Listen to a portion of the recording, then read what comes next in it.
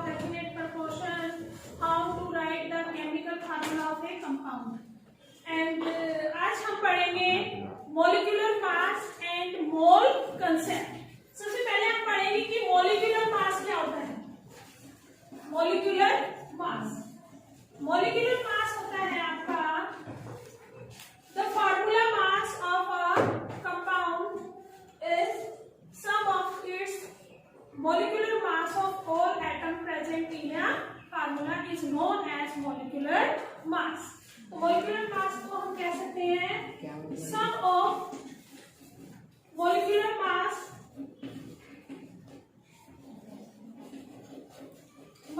of all its atoms present in a formula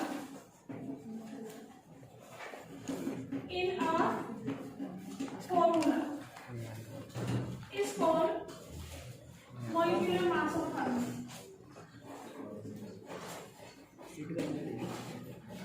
मतलब किसी फार्मूले में जितने उसके एटम प्रेजेंट हैं, हर एक एटम का मोलिकुलर मास अगर हम ऐड कर लें तो वो कहलाता है हमारा मोलिकुलर मास या molecular formula mass. For example आपने क्या करना है, H2 का क्या निकालना है, मोलिकुलर मास. तो इसका क्या तरीका है मोलिकुलर मास निकालने का. पहले आपने फार्मूले को ध्यान से देखना है. अगर हम देखें तो यहाँ पर H2 के अंदर 2 हाइड्रोजन के एटम हैं.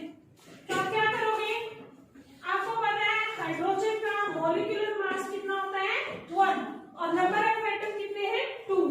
तो 2 एटम है, 1 इसका, एक हाइड्रोजन का मॉलिक्यूलर मास होता है तो इसका कितना हो जाएगा 2U.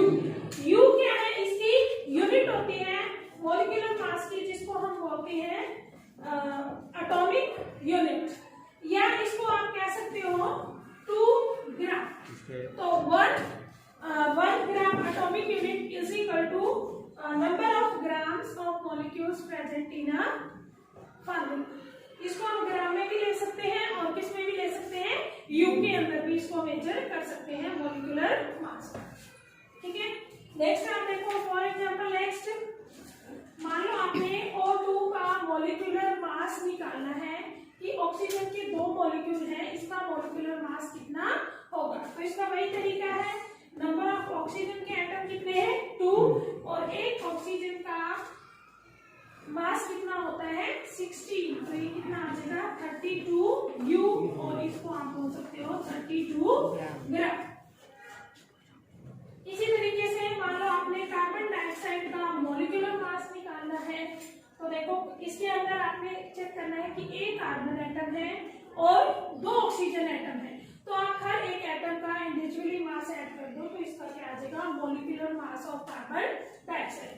कार्बन का कितना है 12, ऑक्सीजन के 2 एटम है, एक का कितना है 16. तो सबसे पहले आपने मल्टीप्लाई को सोल्व करना है. कई बच्चे कैसे करेंगे, 12 + 2 करेंगे फिर 16 से मल्टीप्लाई करेंगे, ऐसे आपने नहीं करना है. ठीक है, तो ये आएगा 12 + 32, ये आएगा आपका 44U और आप कह सकते हो 44 ग्राम. हम और भी एग्जांपल ले सकते हैं. मान लो आपने किसका निकालना है H2SO4. ऐसे फार्मूले जिसके अंदर नंबर ऑफ एटम्स क्या है बढ़ जाते हैं, तो उसका हम मॉलिक्यूलर मास कैसे निकालेंगे. पहले हम नंबर ऑफ एटम काउंट करेंगे. हाइड्रोजन के कितने हैं यहाँ पर 2, सल्फर का है 1 और ऑक्सीजन के कितने हैं 4. तो हम हर एक एटम का इंडिविजुअली मास निकाल के हम ऐड कर देंगे तो टोटल आपका फार्मूले का मॉलिक्यूलर मास आ जाएगा जिसको बोलते हैं फार्मूला मॉलिक्यूलर मास. देखो कैसे, हाइड्रोजन के 2 एटम हैं, एक हाइड्रोजन का मॉलिक्यूलर मास होता है 1 प्लस सल्फर का 1 एटम है, सल्फर का होता है 32. ऑक्सीजन के 4 एटम है और एक ऑक्सीजन का होता है आपका 16. सॉल्व करो. मैंने कहा पहले आपको मल्टीप्लाई करना है 2 फिर 2 + 64 ऐड करो तो ये हो जाएगा आपका 98U और आप कह सकते हो 98. तो इस तरीके से आप क्या निकाल सकते हो, डिफरेंट मॉलिक्यूल्स का मॉलिक्यूलर मास आप निकाल सकते हो. जब तक आपको मॉलिक्यूलर मास निकालना नेक्स्ट मोल कंसेप्ट आपको समझ नहीं आएगा। तो नेक्स्ट चलते हैं हम चलो 3। आपने क्या करना है, रिलेटिव मॉलिक्यूलर मास निकालना है। फर्स्ट है आपका H2O और सेकंड है आपका HNO3। तो वाटर का मॉलिक्यूलर मास आप कैसे निकालोगे? वाटर के अंदर हाइड्रोजन के कितने एटम है? 2 मल्टीप्लाई बाय 1। हाइड्रोजन का मॉलिक्यूलर मास कितना होता है? 1 प्लस, फिर आपने प्लस करना है ऑक्सीजन का कितना होता है? 16। तो 2 1 2 प्लस 16 यानी कि आ गया 18U और आप कह सकते हो 18 ग्राम। इसी तरीके से HNO3 का हाइड्रोजन का 1, नाइट्रोजन का 14, ऑक्सीजन की 3 एटम है, एक एटम का होता है 16। ये मॉलिक्यूलर मास 20 तक मैंने आपको लिखवाया है, वहां से आपको याद होनी चाहिए टेबल, तभी आप इसको सॉल्व कर पाओगे। तो ये 15 16 तीजा 48, तो ये आ गया 63 ग्राम। तो इस तरीके से हम किसी भी फार्मूले का मॉलिक्यूलर मास निकाल सकते हैं। तो पूरे फार्मूले का मॉलिक्यूलर मास आपका क्या कहलाता है? Formula mass. इसको हम दूसरा नाम भी दे सकते हैं, फार्मूला मास। यानी कि मॉलिक्यूलर मास क्या होता है? Sum of the mass of all atom present in a formula. कि हर एक एटम का मास ऐड कर दो तो आपको पूरे फार्मूले का मॉलिक्यूलर मास मिल जाएगा। ठीक है, नेक्स्ट है हमारा मोल कंसेप्ट। जैसे आप सबको पता है अभी तक कि जब भी हम कोई भी चीज लेने जाते हैं, जैसे मान लो हम क्वांटिटी यूज करते हैं कि 1 डजन है ना, कि 1 डजन में आपको पता होगा कितनी चीजें होती हैं? 12। अगर मान लो आप 1 दर्जन कॉपी लोगे तो आपको 12 ही कॉपियां मिलेंगी। अगर आप 1 दर्जन पेन लोगे तो पेन भी आपको क्या मिलेंगे? 12। तो आप कह सकते हो कि 1 दर्जन कोई भी चीज आप खरीदोगे तो उसकी संख्या क्या रहेगी? 12। इसी तरीके से 1 मोल में आप कह सकते हो कि अगर हम 1 मोल की बात करें तो उसकी वैल्यू होती है आपकी 6.022 10⁻23।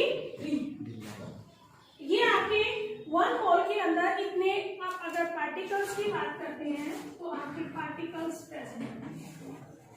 अगर आप एटम्स की बात करते हैं तो एटम्स, अगर आप मॉलिक्यूल्स की बात करते हैं, मॉलिक्यूल्स और आयंस की बात करते हैं तो आयंस। कि 1 मोल के अंदर क्वांटिटी आपकी हमेशा फिक्स रहती है, उसकी वैल्यू क्या है? 6.022 10⁻23। अगर 1 मोल में आप पार्टिकल्स की बात करो कि मान लो आपके पास 1 मोल कार्बन का है, 1 मोल कार्बन है आपके पास, तो आप बोलोगे कि उसके अंदर कितने एटम होंगे? 0.22 10⁻23 एटम्स। कि 1 मोल कार्बन में कितने एटम प्रेजेंट होंगे? 6.022 10⁻23 एटम्स। इसी तरीके से आप बात करो कि मेरे पास 1 मोल सोडियम है, 1 मोल ऑफ क्या है? सोडियम। तो उसके अंदर कितने एटम प्रेजेंट होंगे? उसमें भी आपके सेम होंगे 10⁻23 एटम्स। यानी कि 1 मोल कार्बन की बात करो, हाइड्रोजन की बात करो, सोडियम की बात करो, उतने ही एटम्स प्रेजेंट होते हैं। अगर मॉलिक्यूल्स की बात करते हैं तो मॉलिक्यूल्स भी उतने ही रहेंगे। अगर आयंस की बात करते हैं तो आयंस भी उतने ही रहेंगे। यानी कि 1 मोल की क्वांटिटी फिक्स होती है, इसको होती है 6.022 10⁻23। ये एक साइंटिस्ट था, एवोगैड्रो साइंटिस्ट, उसने इसकी डिस्कवरी की थी, उसी के नाम पर इसको हम बोलते हैं एवोगैड्रो नंबर, यानी कि इसको N0 से भी डिनोट करते हैं। तो N0 क्या होगा आपका? Same 6.022 10⁻23, that is the constant value, और इसको बोलते हैं एवोगैड्रो नंबर। क्लियर? कोई कंफ्यूजन? तो N0 की वैल्यू क्या होती है? हमेशा N0 आपको रिप्रेजेंट करता है एवोगैड्रो नंबर। कई बुक में इसको Na से भी लिखा है, तो भी आपने कंफ्यूज नहीं होना। 6.022 10⁻23 is the Avogadro number. Clear? अब इसके अंदर हम कैसे निकालेंगे, मोल्स का यूज कैसे होता है, नेक्स्ट हम देखते हैं।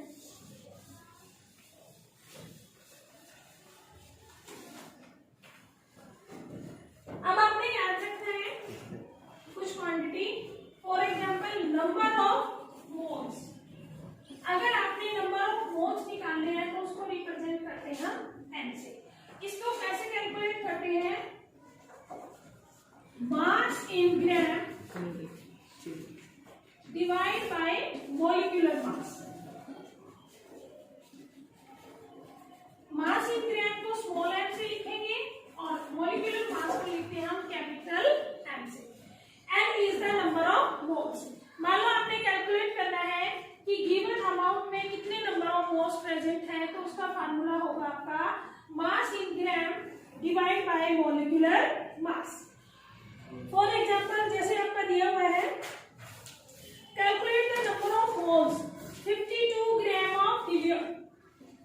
52 ग्राम ऑफ हीलियम दिया हुआ है, आपको कैलकुलेट करना है नंबर ऑफ मोल्स कितने प्रेजेंट है। तो जो आपका ये दिया होता है 52 ग्राम, ये हमेशा होता है आपका मास इन ग्राम। इसको स्मॉल m से लिखते हैं, तो यहाँ से स्मॉल m की वैल्यू होगी 52 ग्राम। हीलियम का मॉलिक्यूलर मास अगर आपको याद है हमने लिखा था 2 और 4 is the molecular mass of helium. तो कैपिटल M की वैल्यू हीलियम के लिए कितनी होगी 4। अब आपने n की वैल्यू निकालनी है, फार्मूला क्या है m/n, mass in gram divide by molecular mass.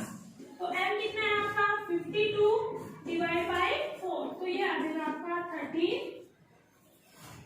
तो n कितना आ गया आपका 13 मोल। तो 13 मोल प्रेजेंट है इसमें 52 ग्राम ऑफ हीलियम। क्लियर है? दोबारा से देख लो, 52 ग्राम जो मास इन ग्राम दिया होता है वो होता है आपका स्मॉल m, यानी कि स्मॉल m की वैल्यू है 52 ग्राम। कैपिटल M होता है आपका मॉलिक्यूलर मास। ये देखो 2 और 4 हमने ऐसे लिखा था, तो हीलियम का मॉलिक्यूलर मास कितना है 4। तो n is the number of moles. फार्मूले में पुट करो क्या होगा, mass in gram divide by molecular मास।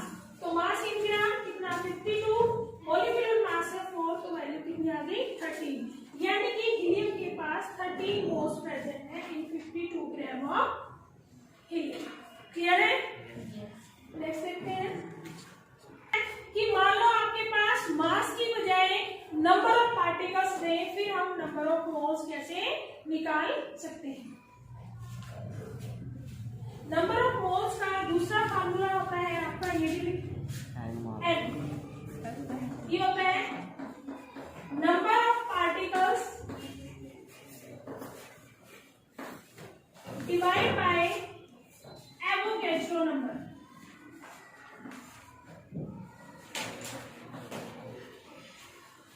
अब नंबर ऑफ पार्टिकल को रिप्रेजेंट करते हैं n से और एवोगैड्रो को लिखते हैं n0 से या NO से।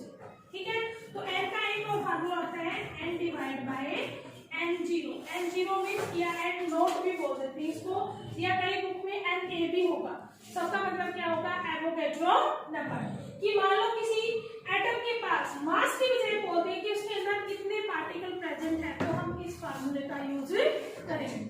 फॉर एग्जांपल आपका क्वेश्चन देखो, ये कह रहा है कि 12.044 10⁻23 नंबर ऑफ हीलियम एटम, यानी कि n की वैल्यू दे दी इसने 12.044 10⁻23 हीलियम एटम प्रेजेंट है। कहता है कि कितने नंबर ऑफ अगर एटम है तो मोल्स की संख्या कैलकुलेट करो। ठीक है? तो मोल का फार्मूला लगाओ, n की वैल्यू क्या आएगी n/n0 या Na। तो n कितना है आपका 12.044 10⁻23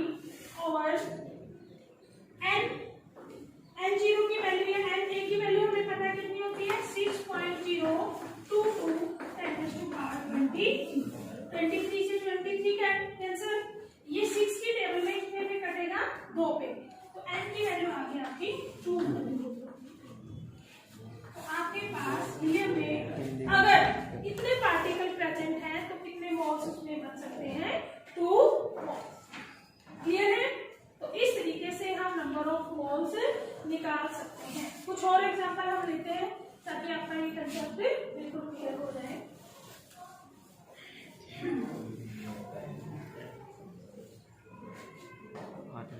अगर मान लो ये बोले 12 gram of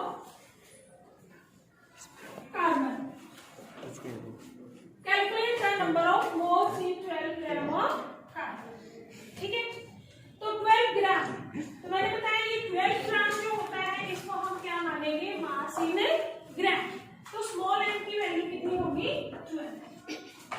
capital M carbon का देखो कितना होता है, 6 और 12, तो मास भी कितना होता है कार्बन का, 12। तो capital M molecular mass of carbon भी कितना हो जाएगा, 12। तो n का फार्मूला क्या होगा, small m divide by capital 12 over 12, cancel हो गया, तो n की वैल्यू क्या होगी, 1 मोल। क्लियर। नेक्स्ट मॉलिक्यूलर मास हमने आगे निकालना, नंबर ऑफ मोल्स हमने निकाल लिए। कई बार वो क्या करता है एग्जामिनर, मास इन ग्राम पूछ लेता है और मॉलिक्यूलर मास भी दे देता है और नंबर ऑफ मोल्स भी आपको गिवन होते हैं। फॉर एग्जांपल मान लो n है आपका small m divide by capital M, ये हमारा एक फार्मूला है। अगर वो मास इन ग्राम बोले तो हम उसको कैलकुलेट कर सकते हैं, स्मॉल m उसकी वैल्यू क्या होगी, n इनटू मॉलिक्यूलर मास, यानी कि नंबर ऑफ मोल्स को उसके मॉलिक्यूलर मास से मल्टीप्लाई कर दो तो आपका क्या आ जाएगा, मास इन ग्राम, कि कितने ग्राम मास आपका प्रेजेंट है किसी भी मॉलिक्यूलर फार्मूले का। ठीक है, क्वेश्चन देखते हैं हम इसके ऊपर। Calculate the mass of the following, इसने कहा कि मास निकालो। First 0.5 mole of N2 gas, 0.5 mole of N2 gas. पहले तो आपको ये पता होना चाहिए कि गिवन क्वेश्चन में उसने दिया क्या है और पूछ क्या रहा है। पूछ रहा है एग्जामिनर कि आपने क्या कैलकुलेट करना है, मास। ठीक है, दिया क्या है उसने, मोल, 0.5 मोल, यानी कि n की वैल्यू उसने दी है 0.5 मोल ऑफ N2 गैस। ठीक है, तो N2 का हमें निकालना पड़ेगा मॉलिक्यूलर फार्मूला। तो मॉलिक्यूलर फार्मूला कैसे, मॉलिक्यूलर मास कैसे निकालेंगे, एक नाइट्रोजन का 2 एटम है, एक नाइट्रोजन का 14 होता है। ठीक है, तो इसका कितना आएगा, 28 ग्राम। तो हमें फार्मूला पता है, स्मॉल m क्या होता है, n into m, number of mole multiply by molecular mass. तो नंबर ऑफ मोल कितने हैं, 0.5 और मॉलिक्यूलर मास कितना है, 28। मल्टीप्लाई करो, 5 × 40, 10 14.0 ग्राम, या आप कह सकते हो 14 ग्राम। तो ये आ जाएगा आपका मॉलिक्यूलर मास, क्या आ जाएगा, मॉलिक्यूलर मास ऑफ नाइट्रोजन। अगर आपको नंबर ऑफ मोल्स दिए थे, मॉलिक्यूलर मास हमने निकाल लिया, तो ये आ जाएगा मास इन ग्राम। क्या आएगा, मास in gram. Clear. Next question भी हम ले सकते हैं। नेक्स्ट है 0.4 मोल ऑफ एन एटम, बिल्कुल सेम है, बस इस बार उसने क्या बोला है, 0.5 मोल ऑफ एन एटम। ठीक है, तो n की वैल्यू कितनी होगी, 0.5 m। नाइट्रोजन का एक एटम दिया है और एक का मास कितना होता है, 14, तो कैपिटल M की वैल्यू क्या होगी, 14। तो स्मॉल m क्या आएगा आपका, n into capital M, 0.5 into 14, तो ये आ गया 70, तो 7 ग्राम, तो 7.0 यानी कि कितना आ गया आपका, 7 ग्राम। क्लियर है।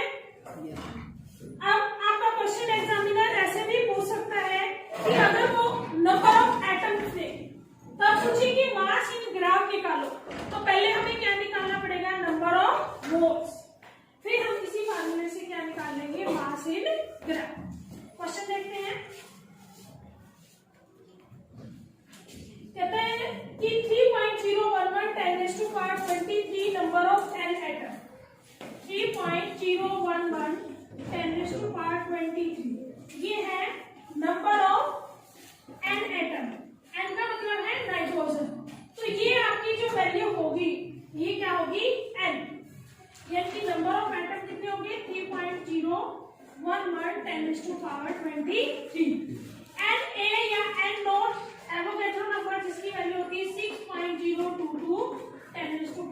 23।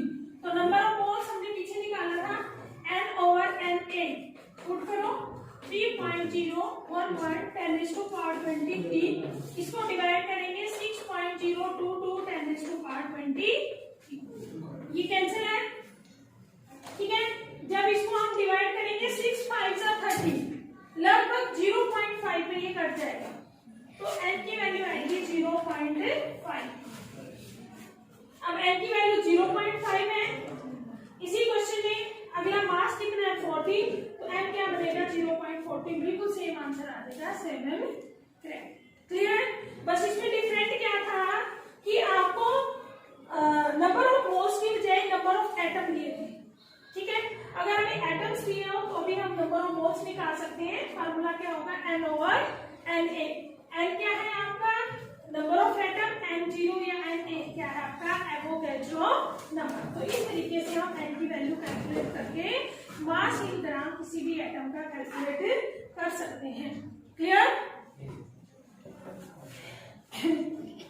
नेक्स्ट इसमें पूछ सकता है, अब हो सकता है वो मास इन ग्राम भी दे दे, मॉलिक्यूलर मास भी दे, आपसे पूछे कि नंबर ऑफ पार्टिकल्स या नंबर ऑफ एटम्स या नंबर ऑफ आयंस कैलकुलेट करो इन अ गिवन फार्मूला। तो देखते हैं कैसे।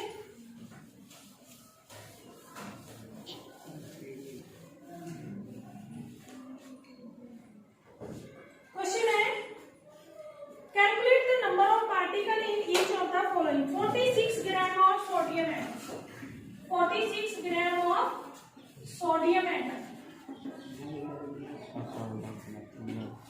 सोडियम अगर जहां पर एटम दिया हो तो आपने याद रखना है कि वो एक ही एटम की बात कर रहा है।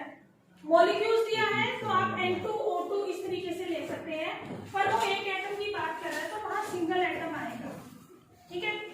तो इसमें क्या है 46 ग्राम ऑफ सोडियम एटम, तो 46 के अंदर ये क्या है आपका स्मॉल एम, मास इन ग्राम कितना हो गया आपका 46। Capital M molecular mass sodium का आपको पता है कितना होता है 23, तो मॉलिक्यूलर मास कितना हो गया आपका 23।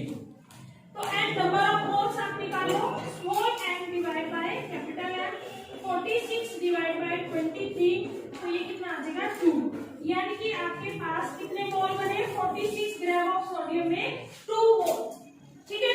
अब इसमें पूछे कि इसके अंदर नंबर ऑफ पार्टिकल्स निकालो, ठीक है। अब हमें पता है 1 मोल ऑफ सोडियम कितने एटम होंगे आपके 6.022 10⁻23 एटम्स। जैसे हम कहते हैं ना एक दर्जन में 12 कॉपी आई, तो 2 दर्जन में कितनी आएगी 24। तो इसी तरीके से एक मोल में सोडियम के एटम कितने हैं 6.022 10⁻23 एटम्स, तो 2 मोल्स में कितने होंगे, हम इसको क्या करेंगे मल्टीप्लाई, तो 2 मोल ऑफ सोडियम, इसको मल्टीप्लाई करो 6.022 10⁻23 को मल्टीप्लाई करो 2 से, तो 10⁻23 ऐसे ही आता है सेम, मल्टीप्लाई हमेशा नंबर से होगी, 10 की पावर से नहीं होती है, याद रखना। तो 2 2 जा 4 4 0.12, तो ये आएगा आपका नंबर ऑफ एन की वैल्यू आ जाएगी 12.044 10⁻23 नंबर ऑफ एटम आ जाएंगे सोडियम। क्लियर। दोबारा देख लो, इसने पूछा था 46 ग्राम सोडियम में नंबर ऑफ एटम्स निकालो, तो 46 क्या हो गया आपका small M. Molecular mass sodium का कितना होता है 23, तो पहले हम निकालेंगे number of moles, small M divide by capital M, 46 divide by 23 यानी कि 2 मोल, तो एन की वैल्यू कितनी आ गई 2 मोल। अब 1 मोल में कितने एटम प्रेजेंट है हमने पढ़ा पीछे, 1 मोल की डेफिनेशन दी थी 6.022 10⁻23 एटम, तो 2 मोल में कितना होगा हम मल्टीप्लाई कर देंगे। क्लियर। नेक्स्ट क्वेश्चन देखो,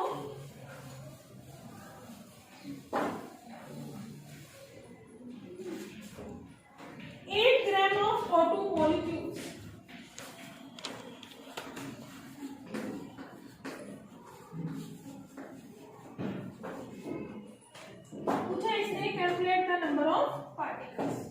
अब देखो 8 ग्राम क्या होगा आपका स्मॉल है। O2 का मॉलिक्यूलर मास कितना होगा, 2 एटम है, एक ऑक्सीजन का 16 यानी कि 32 ग्राम। तो m की value m divide by n, 8 over 32 यानी कि 1 ओवर 4। ठीक है, तो मोल्स आ गए आपके कितने, 1 ओवर 4 मोल्स n की वैल्यू। अब आपने निकालने हैं नंबर ऑफ पार्टिकल्स। तो n मैंने बताया क्या आता है, n इंटू, ठीक है, एवोगैड्रो नंबर Na। तो n कितना है 1/4, एवोगैड्रो नंबर क्या बनेगा 6.022 10⁻20। या तो इसको 4 से डिवाइड करें, 4 से डिवाइड करेंगे तो 4 1 जा 4 5 जा 0, 4 5 जा 10⁻क्या देगा 23 पार्टिकल्स। इस तरीके से पार्टिकल्स की वैल्यू आपकी आ जाएगी। क्लियर है? तो आपकी ये मोल्स कंसेप्ट, मॉलिक्यूलर मास, ये आपका कंप्लीट हो गया। बाकी बच्चे हमारी बैक एक्सरसाइज क्वेश्चन वो फिर हम नेक्स्ट लेक्चर में करेंगे। तब तक आपने इन सभी क्वेश्चन की प्रैक्टिस करनी है और उसको लिख के